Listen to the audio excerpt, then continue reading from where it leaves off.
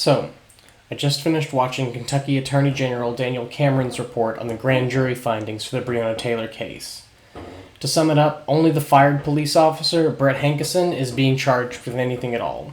3 charges of wanton endangerment, which is each a Class D felony with a sentence of 1 to 5 years, and no charges at all for the other 2 officers involved in the shooting death. Now, starting off, what makes me angriest about the charges brought are that they aren't even charges for the death of Breonna Taylor. These charges stem solely from several bullets that passed through Breonna's apartment into the neighbors, where there were 2 individuals and a pregnant woman present at the time. This was the result of Hankison blindly firing his weapon into the apartment.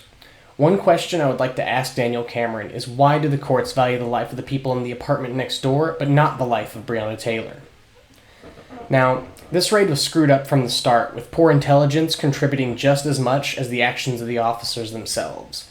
But to say that these men committed no crime by returning fire is to completely ignore the fact that they chose to engage, even after clear evidence that they were working on poor intelligence, not knowing that there was someone with a firearm inside the apartment. They could have pulled back, requested backup and an ambulance. They could have attempted to resolve the situation with words. But instead, all 3 officers unloaded their weapons into an apartment surrounded by other apartments, with no idea what else was in or who else was in the apartment. And a human guilty of no crime other than being in her own home lost her life because of it.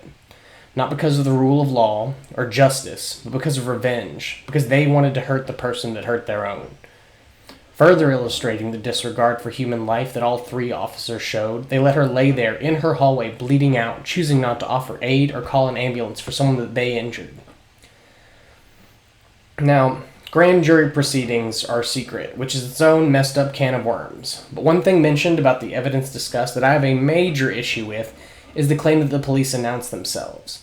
First off, why ask specifically for a no-knock warrant if you're going to announce your presence?